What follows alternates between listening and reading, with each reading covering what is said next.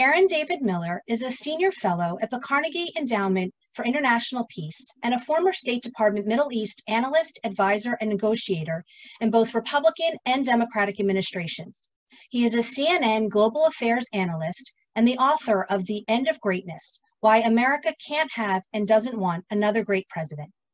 Joining Aaron today is Moment's editor-in-chief, Nadine Epstein. Please welcome Aaron David Miller and Nadine Epstein. Oh, just please unmute yourselves. Done. Thank you, Suzanne. Thank you, Aaron. It's great to see you and looking forward to talking to you. And I'm looking forward to having a good nonpartisan analysis of what's happening today in the Middle East. So. Me too, Nadine. And it's a pleasure to be here with you. And Moment Magazine is really an extraordinary enterprise. And under your leadership, it's stunning what you've been able to accomplish. And I'm honored that you invited me here to share some observations on this agreement. Thank you. So why is normalization with a Gulf state so significant for Israel? You know, the Israelis would probably not want to admit it because the tough notion that we don't need recognition, we have a right to exist, and we exist as a reality, is accompanied by, and has been for the last 7 decades since the state was created, by a search to gain a certain amount of recognition and legitimacy from their neighbors. And if you look at the Arab-Israeli confrontation line in 1948, and you looked at the Arab-Israeli confrontation line in 2020, I think you'd have to be impressed by the fact that you now have 2 treaties of peace, however imperfect, and both are very imperfect, with Egypt and Jordan, that have fundamentally changed the political and strategic balance, and they're durable. And like any good friendship or business proposition, they're based on a balance of interest. And Mr. Begin found one with Sadat. The late Rabin found one with King Hussein. But the quest to expand that search for recognition has been extremely important. And the fact that you now have what I think is so unprecedented, a commitment, we'll see if it all holds, a commitment to normalize between Israel and a traditionally risk-averse Gulf state, not the most risk-averse, but among states that have been unwilling to normalize. I think it's actually quite an accomplishment, with some asterisks, of course. But again, in the Middle East, getting anything done is hard, and I think we need to keep that in mind, even the critics of this arrangement. So, what's in this for the UAE? Why is the UAE taking this risk? You know, of all the motives and the various parties, it's clear what's in it for the Israelis. I mean, we talked about recognition, expanding the circle of legitimacy, trade. You know, the trade last year between the Emiratis and Israel, I think, was 500 million in Israeli exports and an additional 300 million in Emirati investments. This has been going on for quite some time. In comparison with the trade relationship with Egypt, it's stunning, frankly. So there are many reasons, political reasons for the prime minister. He got himself out of an annexation box temporarily. He now has a historic accomplishment as part of his legacy. What's in it for the Americans is clear, I think, as well. We can talk about that. And the Emirati motivation is the most opaque, I think. And if you believe the Emiratis, it was designed primarily to stymie annexation, to cement a relationship with a partner, Israel, that had been largely subterranean, a lot of security assistance, intelligence cooperation. Israelis, I think the darker side, has been selling the Emiratis and the Saudis a lot of surveillance equipment, which for authoritarian regimes has been put to a use that neither you nor I would probably approve of.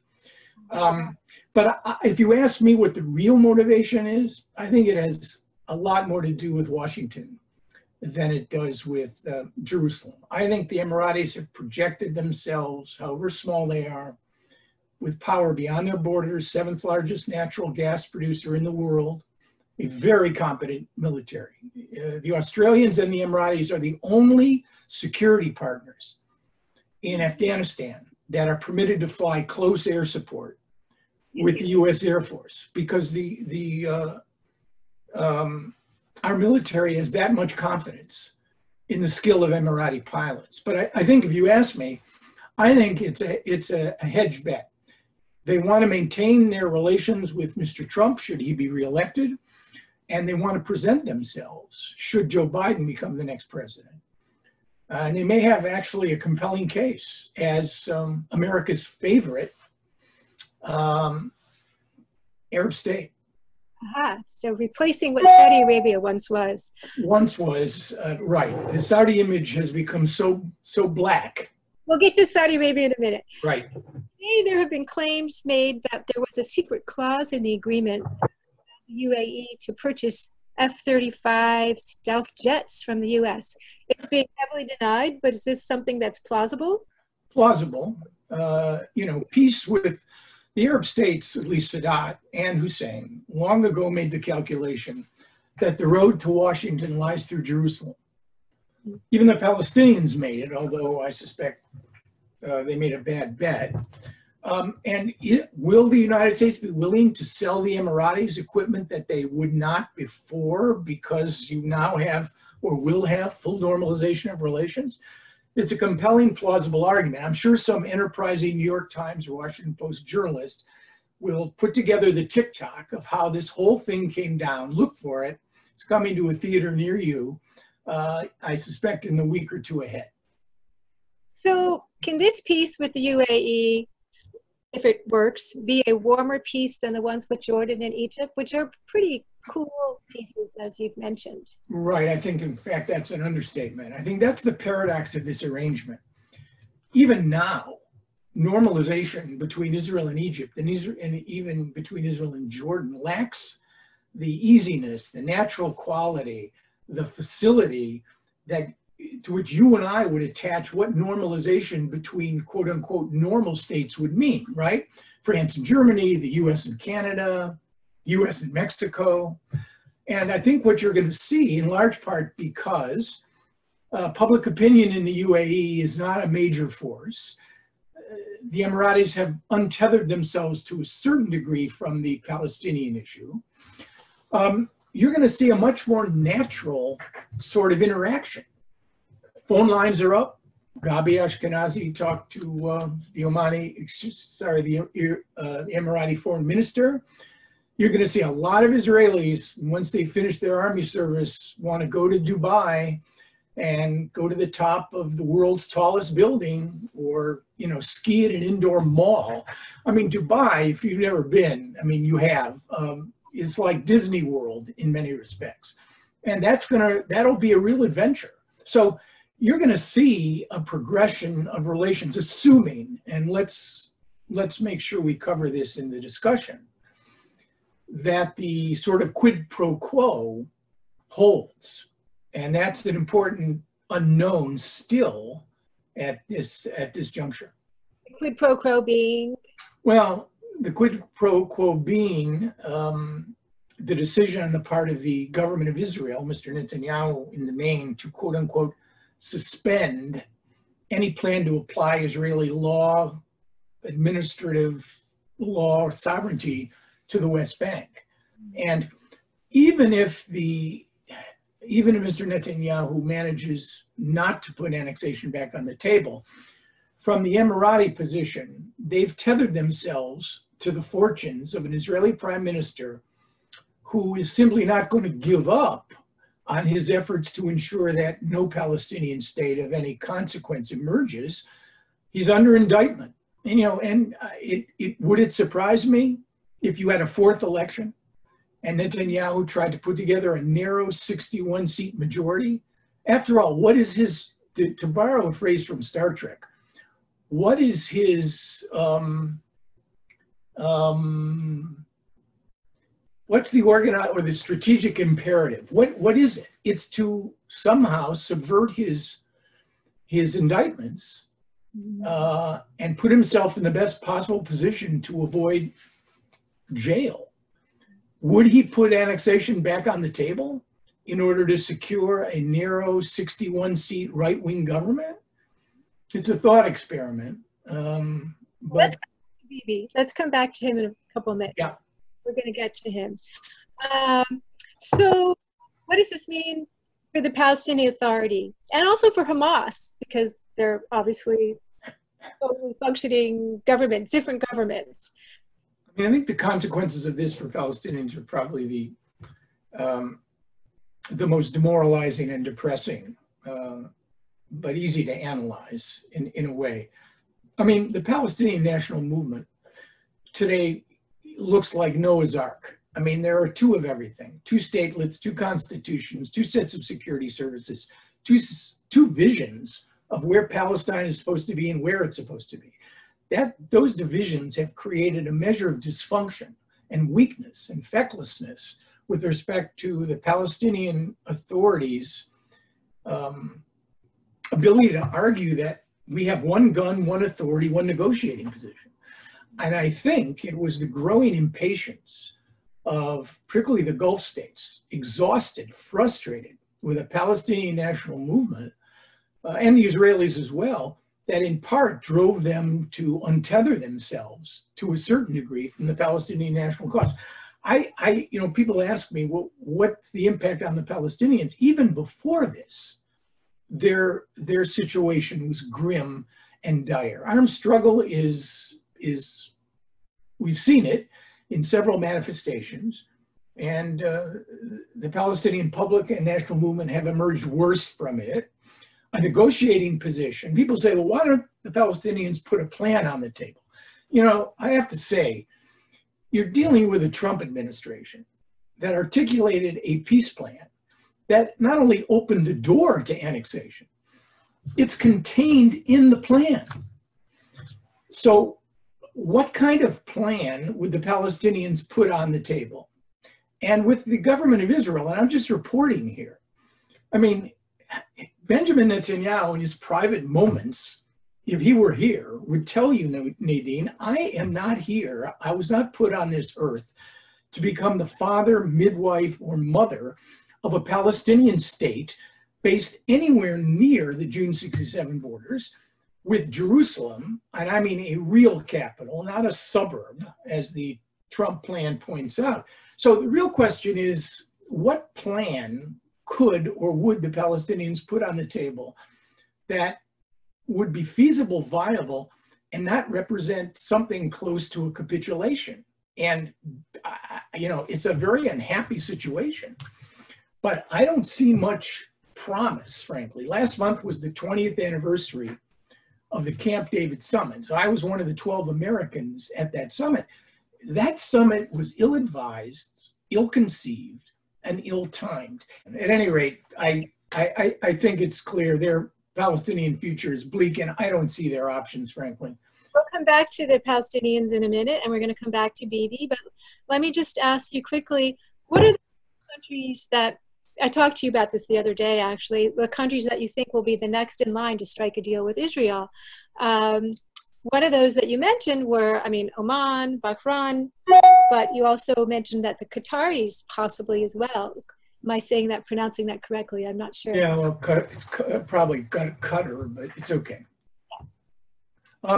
I think the Omanis and the Bahrainis are most likely. The Sudanese foreign minister or minister of information said today that he looks forward to a, I don't think he said peace agreement. I think he may actually have said peace agreement.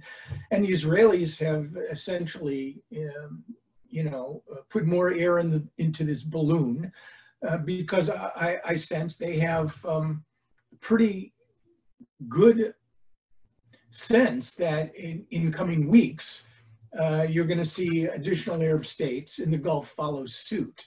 The Moroccans might be a candidate, but they're far afield. And the Tunisians, the Moroccans have had liaison missions with the Israelis in plenty of contexts. The Kuwaitis, probably not. The Saudis. Why not the Kuwaitis again?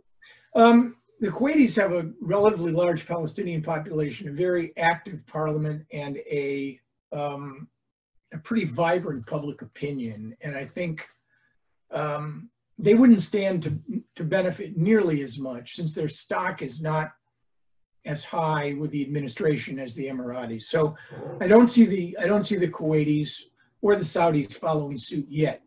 Let's talk about the Saudis. The Saudis actually have been silent and have not commented yet, as far as I can see, on the deal, which is, I suppose, what does that mean? Well, Mohammed bin Zayed, MBZ, I'm told by people who follow this issue very seriously, really doesn't operate on big decisions without consulting with the other, well, MBS. And it's certainly plausible that the Saudis are using the Emiratis as the canary in the coal mine. Okay. That they'll wait to see what happens, what the reaction is in the region.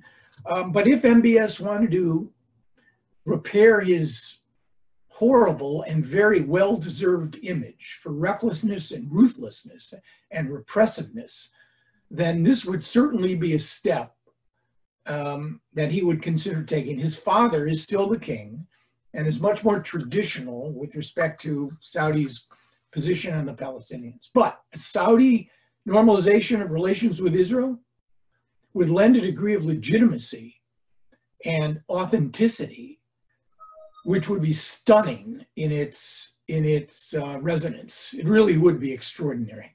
Yes. I noticed that Turkey also has been criticizing the agreement, but Turkey also has relations with Israel as well, which I thought was kind of an odd juxtaposition. Well, Erdogan was there in 2005. They are operating and have been for years on with respect to military cooperation and security and intelligence cooperation. But Erdogan's image in the Arab world is one that is the defender of political Islam, and I'm not sure that Erdogan is prepared right now to attach his political future to Netanyahu's. Yeah. So let's talk about these ties, as you mentioned, between the UAE and Israel have been going on for 20 years and have been developed slowly. Why did this happen now? Why did this happen last week?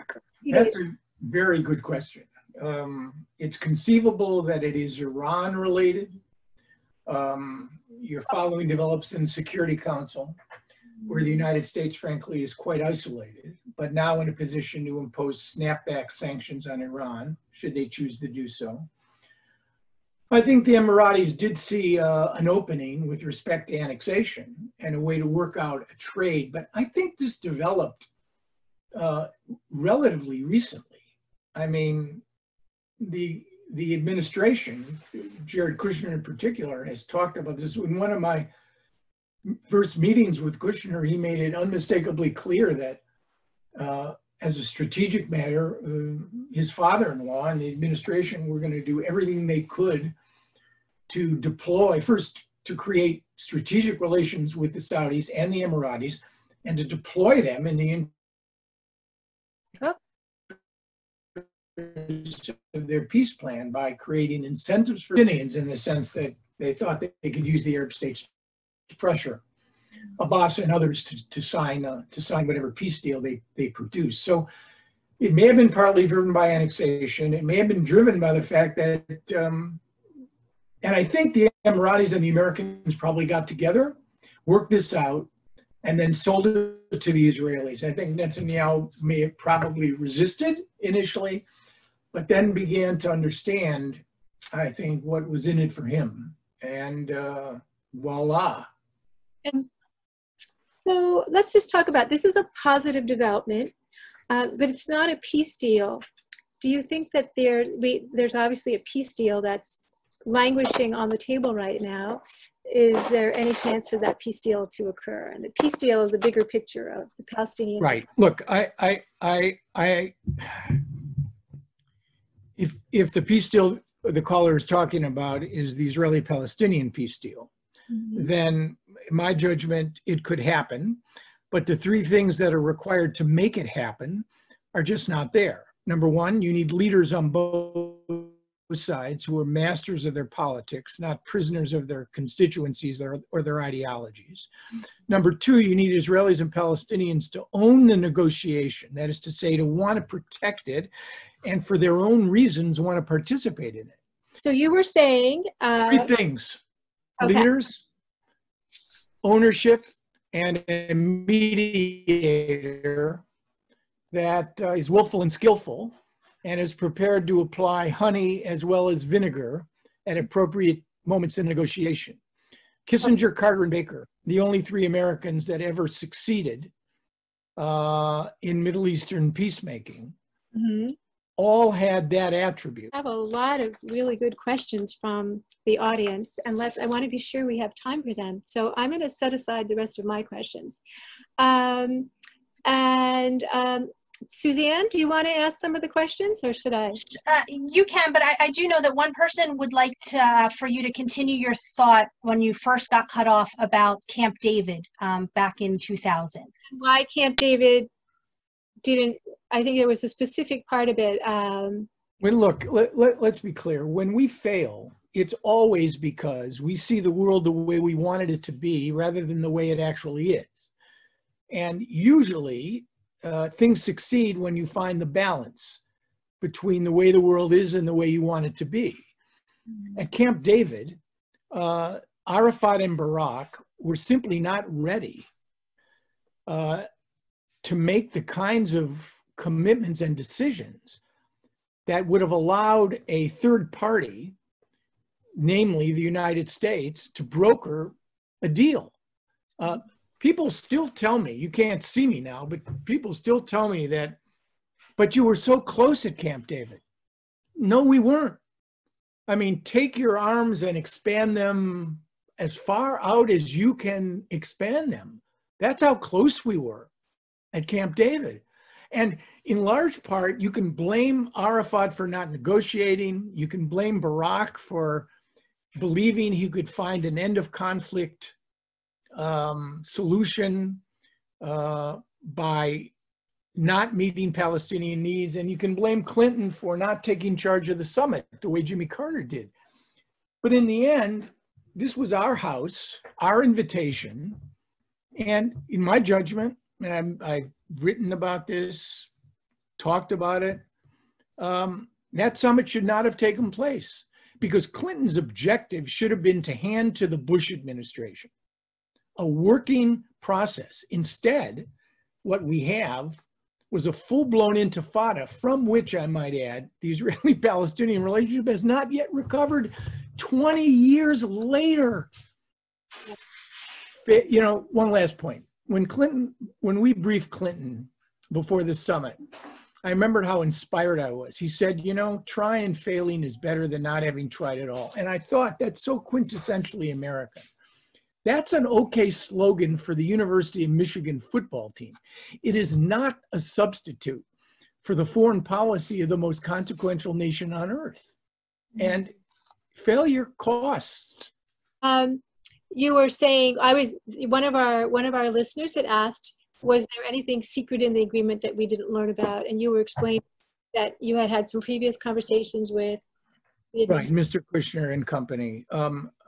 And I, as I mentioned, and I mean this seriously, what I call the TikTok is going to have to be put together by some enterprising journalist, and even then, you're not going to get the full story. But I think on this one, what you see essentially is what you get. And you know, an Israeli delegation was supposed to go to the Emirates this week. That was postponed. I think now they're off again. It'll, you know, it's going to come out in the wash in the next several weeks ahead, and the White House is going to have in early September some sort of signing ceremony. Maybe there'll be more than one Arab state by that time. You know, I might just offer a comment. I think the notion that this is somehow going to impact positively the election, I think is a real stretch. It strains the bounds of credibility to the breaking point. The constituencies that this are likely to affect are, I think, have already made their views clear. And I find it hard to believe that given the crises, the multiple crises that are occurring in the country today, that, Israeli Emirati relations are going to be on anybody's mind when they go into a voting booth, or alternatively mail in their ballots. Well, first of all, let's talk about the evangelicals, and let's talk about, there are many Jews, there are a number of Jews in the United States who vote single issue on Israel. And particularly like in a state like Florida, where you've got a, very, Jews could play a role in some kind of decisive role in how that election comes out. So what do you have to say about, how would this impact people who are likely to vote based on Israel, or they already were all voting for Trump anyways? I think, and I don't know what percent, 80%, I don't know what percentage of the Jewish community voted for Hillary Clinton, but the number, this is not going, in a close election, every vote would count, correct? So if it's a matter of Wisconsin, Michigan, and Pennsylvania, 80,000 votes, not even enough to fill up the University of Michigan football stadium, then I think you'd have a point. So who knows? And since this administration's foreign policy, like no others, is tethered to its domestic politics and the interests of the president, I'm sure that calculation that this is going to help. Well, it's what my grandmother said about her chicken soup. It couldn't hurt. And that basically, I think, that logic, I think, is probably on display here too. Well, let's talk. So one of the listeners asked a question about evangelicals, and the evangelicals in the United States, who have been certainly like on the right, evangelicals have been very pro-annexation, and have they been against this deal, and will it impact their? I don't think I can answer that question. Younger evangelicals, I'm told, and the polls seem to support this, have different views than their parents or grandparents when it comes to supporting Israel. The evangelical vote has been driven by, eschatology, the end of days. It's been driven by value affinity, which is important. And there was a long piece in the New York Times a couple of weeks ago on this. It basically tried to sum up why the evangelicals were voting for Mr. Trump. And the answer was, it's because he is who he is, not despite his moral failings.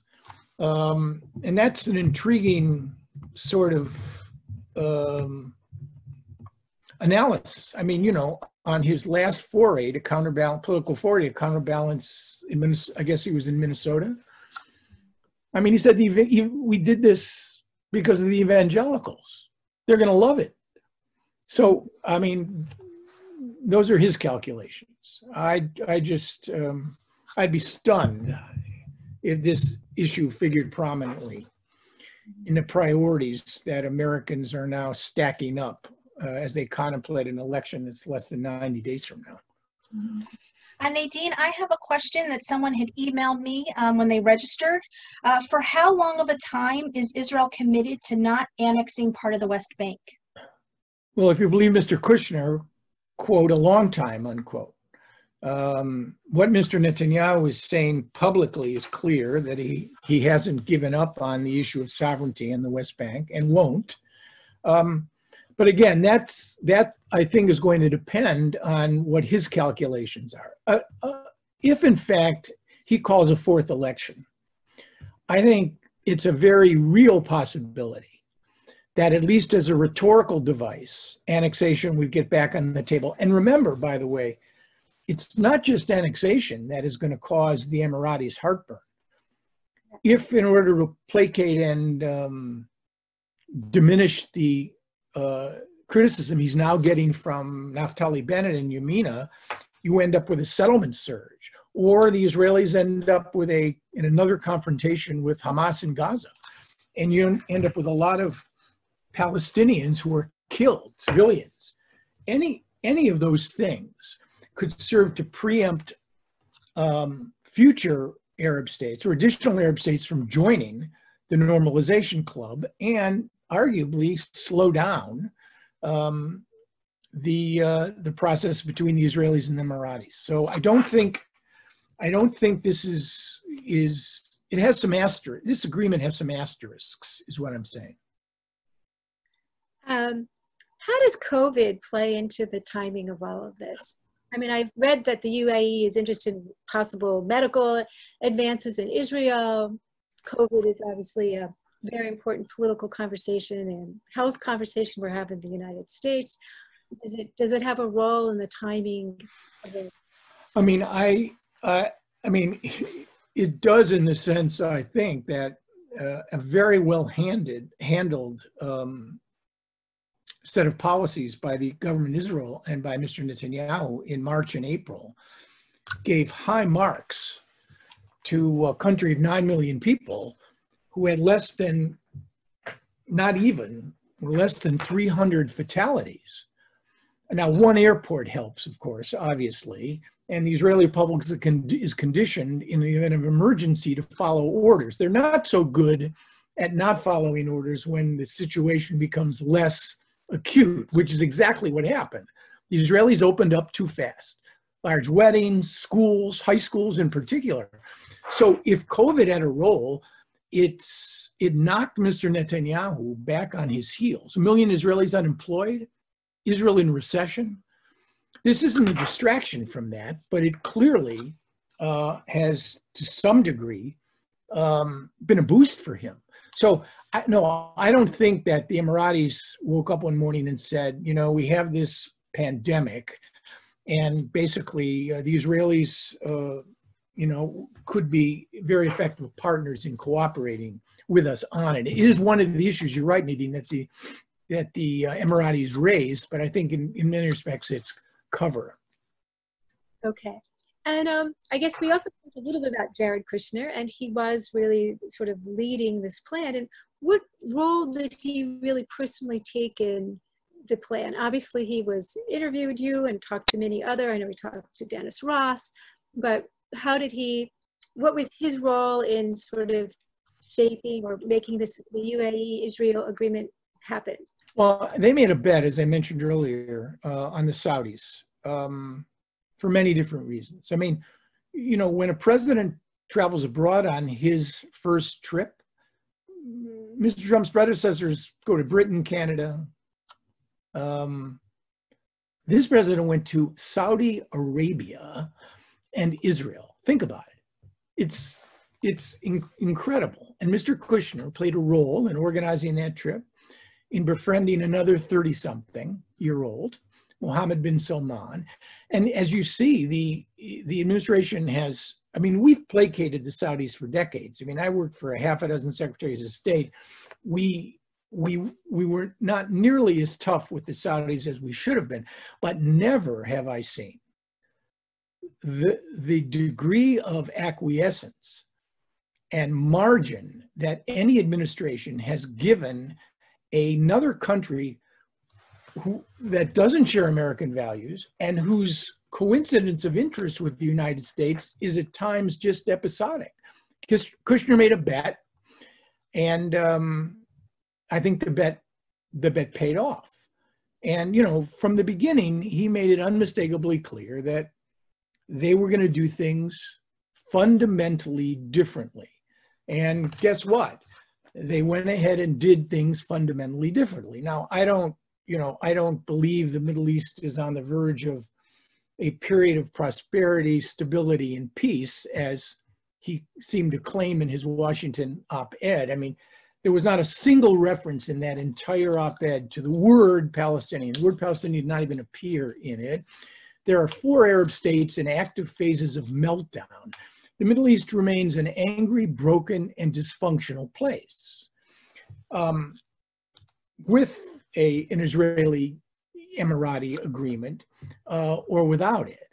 And, you know, I think I made clear to Mr. Kushner the first time I met him, I said, you know, I wish my father-in-law had as much confidence in me as your father-in-law appears to have in you, because he's given you mission impossible. And I said, you can't fix this. You could make it worse, however. But I must say, I think we have to be honest and analyze incidents of interest between Israel and the Gulf states, arising Iran, concern over transnational jihadi terror, exhaustion with the Palestinians, frustration with them. This never would have happened. But the fact is, it did happen on the watch of this administration. And it's, in my judgment, it's on balance a positive development. So you just said with a lot of asterisks. Let's see if we can get another question in before we lose you. The news broke today that Sudan has begun some negotiations and talks with Israel. Do you see this as going anywhere? And if they normalize ties, what does that mean? I mean, I do. It's a large country. It's been on the state sponsors of terror lists. They want off. And there's no doubt if they make this happen, they will get off. And it's part and parcel of Mr. Netanyahu's campaign to expand Israeli diplomatic relations and contacts, not just in Latin America and Asia, but in Africa as well. And I think, again, at the risk of being heretical, the argument has always been made that unless Israel settles up with the Palestinians and recognizes their just and essential requirements, that Israel will essentially turn into a pariah nation. It will lose its Jewish identity, it will lose its democratic identity, and it will increasingly become isolated, pariah. And if you look at the last decade, I don't have, I'm not sure I understand why. Israel's relations with Asia, India, China, Latin America, Africa, the US, of course, and Vladimir Putin, with whom Netanyahu has met 12, 13 times. And now in the very region that committed itself through the Arab Peace Initiative not to settle up with Israel until there was a measure of justice for the Palestinians. That's gone now too. And it's a fascinating example of what's changed and what's changing in this region. Well, let me ask another question. Iran. So in Iran, there's obviously a lot of change going on in the geopolitical strategies of the Middle East. Should Iran be concerned about this agreement? The Iranians don't need another piece of bad news. They've had so much bad news lately, partly as a result of their own incompetence, partly a result of the maximum pressure campaign waged by the administration, partly a result of their connection with China, which saw a huge surge of COVID. And now this. Now, I don't want to go overboard here. There are 3,000 Iranian businesses that operate in the Emirates. The UAE is not going to emerge as the vanguard of an anti-Iranian Israeli Trump administration alliance because they're vulnerable. And their view of Iran is much more pragmatic than the Saudis. That's also true, I might add, of the Omanis as well.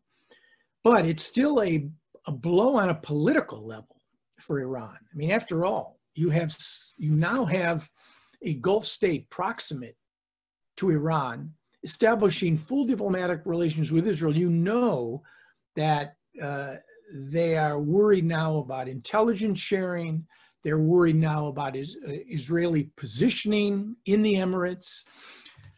No, this has only added to their concerns. And I think in that respect, it's more of a political victory now than it is a strategic victory. You get some of the other Gulf states to sign on, and I think it will be a much more resonant sort of result. Much worse for them. Another question I think a lot about is really, how does this affect Gaza? I mean, the Qatars were giving money to have been giving money to Hamas. It's been very vital money for Gazans. How does this affect that? I mean, I think it's Gaza is sort of marching to its own drummer in the sense that you're right, the Qatari payments have been necessary. In fact, people have speculated that the recent return to incendiary balloons that the Palestinians have launched from Gaza into Israel is a result of growing frustrations that the Israelis have clamped down, having the fishing zone, for example, clamping down on entrances and exits.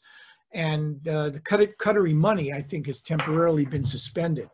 I mean, I don't think this is this is going to matter much for them.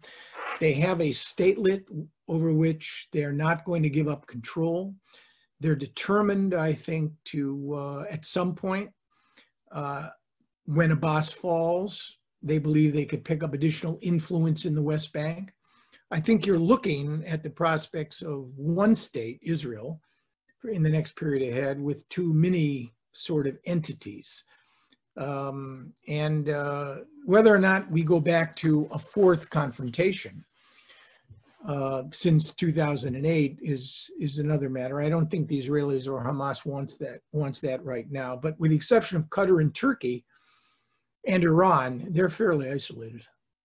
So how does all of this affect one state, however you describe a one state, which is obviously they're very different ways of describing a one state, or the two-state solution? I mean, look, I'll make two comments on this. I think, it's morally unconscionable for me. I have two grown children, 40-year-old and a 38-year-old. They're not Israelis, they're not Palestinians, they're Americans. It's unconscionable of me to say to them, let alone to Israelis and Palestinians, that the least worst solution to ending your conflict is now no longer possible. I will not do that because I can't see around corners. I have no capacity to prophecy or to divine what's coming. If you gave me two of the three things that I wanted, you could have a serious negotiation and you could still have a two-state solution. And I think we are destined to operate in the space between a two-state solution that's still too important to abandon, in my judgment, on one hand, and a two-state solution that's too difficult to implement on the other. I tweeted out at some point in the last month that I thought a one-state outcome, reality, was a fantasy tethered to an illusion wrapped in an impossibility. Now, I say that only because the vast majority of Israelis, Palestinians, Palestinian citizens of Israel don't want that. And I mean, I know there's a popular view that in order to satisfy Palestinians, it should be morally and ethically just to deprive the Israelis of their one state. But I worry, I mean, it's morally fraught because I no more want to see Jordan a Palestinian state. I no more want to see a one-state solution, which in my judgment, for which there's no precedent, particularly in the region. I mean, Lebanon, Cyprus. I mean, how do you accommodate two rival national movements with overlapping sacred space, demographics which are inextricably linked together, and historical wounding and trauma all living together happily in one house? I mean, I'm 71 years old, Nadine. I doubt, frankly, whether or not this issue of a one-state solution is going to be relevant to me in my lifetime. So I would argue to you that everything should still be done, despite all the pessimists, all the cynics and the negatives on this, not to abandon separation through negotiation. I just, Ben Franklin said proximity breeds contempt and children. And the fact is, Israel and the Palestinians have a proximity problem. They know it, we know it, and you could have 1,000 other agreements between Israel and, you know, every member of the Arab League, and it doesn't fix the reality that the lives of millions of Palestinians, and in a derivative sense, 20% of Israel's own population, Palestinian citizens of Israel, are inextricably linked with Israelis.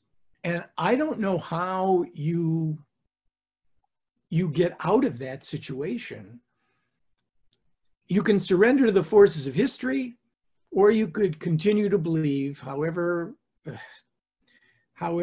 grim the prognosis, you could believe in the forces of rationality and diplomacy. I choose, frankly, even though since leaving government, my analysis has been annoyingly negative, I choose still to give up my illusions, but not to abandon hope.